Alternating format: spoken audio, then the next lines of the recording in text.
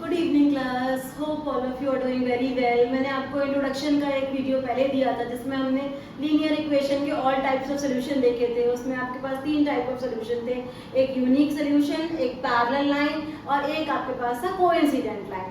तो there are three types of solution जो कि आज हम ग्राफिकल मेथड से देखने वाले हैं। तो ग्राफ पे प्लॉट करके पता चल जाएगा। आज कर रहे हैं एक्सरसाइज 3.1। तो क्वेश्चन नंबर 1। तो क्वेश्चन नंबर 1 को स्टार्ट करने के लिए जल्दी से अपनी एनसीईआरटी ले आओ और एनसीईआरटी में क्वेश्चन रीड करो। 10 student of class 10 took part in mathematics quiz. इसका मतलब हुआ कि टोटल बच्चे हैं यहाँ पे 10। फिर if the number of girls is 4 more then number of boys, तो यहाँ की जो कंडीशन दी हुई है वो लिख लो।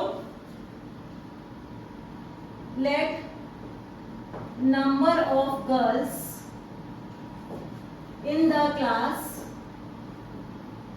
is equal to x and number of boys in the class is equal to y। तो अब मैं सबसे पहले फर्स्ट कंडीशन अप्लाई कर रही हूँ जिसमें है according to question x plus y is equal to 10। ये हमारी होगी फर्स्ट इक्वेशन। अब सेकेंड इक्वेशन में लिखा है कि girls is 4 more than boys, तो इसका मतलब गर्ल्स कितनी है x and they are 4 more than boys, तो बॉयज में 4 ऐड कर दो। ये हो गई आपकी क्वेश्चन इक्वेशन नंबर 2।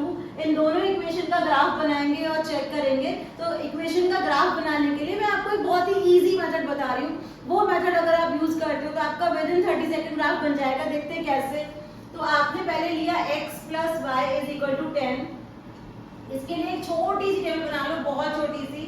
यहाँ पर आप x की वैल्यू रखो 0, y आ जाएगा 10, यहाँ पे 0 पुट कर दो तो y की वैल्यू 10 आ जाएगी। फिर y को 0 पुट कर दो तो x की वैल्यू 10 आ जाएगी। बस इतने ही दो ही पॉइंट काफी हैं। आप इनको कोऑर्डिनेट फॉर्म में लिख लो 0, 10 और यहाँ 10, 0। सिमिलरली आप इक्वेशन नंबर 2 के लिए भी टेबल बना लो। स्टैंडर्ड फॉर्म में भी लिख सकते हो इसको, x minus y is equal to 4 और x is equal to y plus 4 भी लिख सकते हो, कुछ भी लिख सकते हो। तो यहाँ पे आपने लिखा x और यहाँ पर y।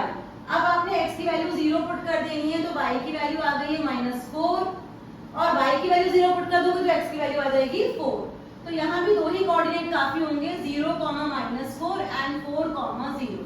ये दोनों ही 0, 0 वाले जो कोऑर्डिनेट होते हैं ये आपको एक्सिस कहाँ पे कट हो रही है वो बता देते हैं। तो इसलिए आपकी स्ट्रेट लाइन बहुत तेजी से बन जाती है विद इन 30 सेकेंड्स और आप इन दोनों को जहाँ पे इंटरसेक्ट करेगा फटाफट मिल जाएगा। तो चलो हम इसको बनाते हैं। अपनी नोटबुक पे ग्राफ बना लो। इतने बड़े वाले ग्राफ पेपर की कोई जरूरत नहीं है यहाँ पर।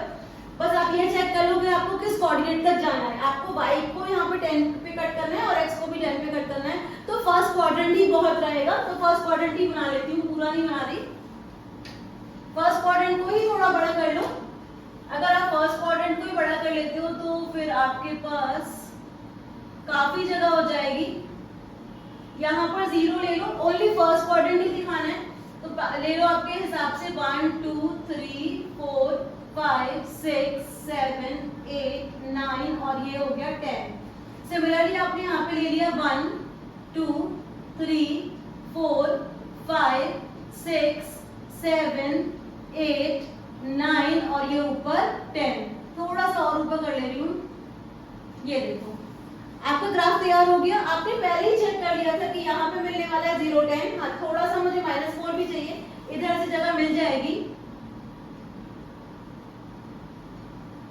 1, 2, 3 और ये 4 सब पे नेगेटिव लगा दो बिकॉज नेगेटिव एक्स एक्सिस है। -4 की जरूरत थी और 4 की जरूरत थी, दो इक्वेशन प्लॉट करनी है। तो एक इक्वेशन में आप 10, 0, 0, 10 यहाँ ले रहे हो और यहाँ ले लो 10, 0 और इन दोनों को मीट करा दो।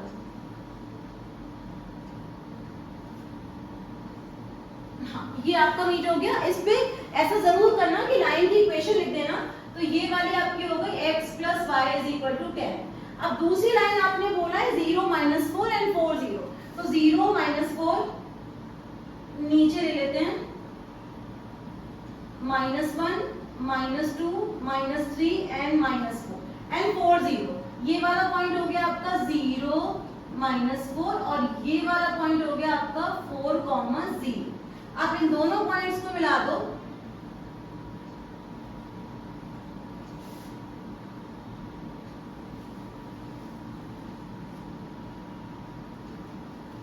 मुझे इसका ग्राफ से सोल्यूशन पता चल रहा है, ग्राफ पे प्रॉपर बनाओगे तो ग्राफ से भी पता चल जाएगा, पर x की वैल्यू अगर y प्लस 4 डाली है यहाँ पे तो 2y इक्वल टू 6, यानी कि यहाँ पे y की वैल्यू 3 आ रही है। तो यहाँ पे अगर आपने ग्राफ पेपर प्लॉट किया या फिर मेरा वैसे भी आ रहा है, दिस इज 7,3, तो यहाँ पे लिख दो सोल्यूशन 7,3। आप सबसे पहले ये देखो कि जो ग्राफ बना है ये किस चीज का ग्राफ है, यूनिक सोल्यूशन। अगर ये यूनिक सोल्यूशन है और हमने x किसको अज्यूम किया था, गर्ल्स को, तो हमारा आंसर आ गया number of girls is equal to 7 and number of boys is equal to 3.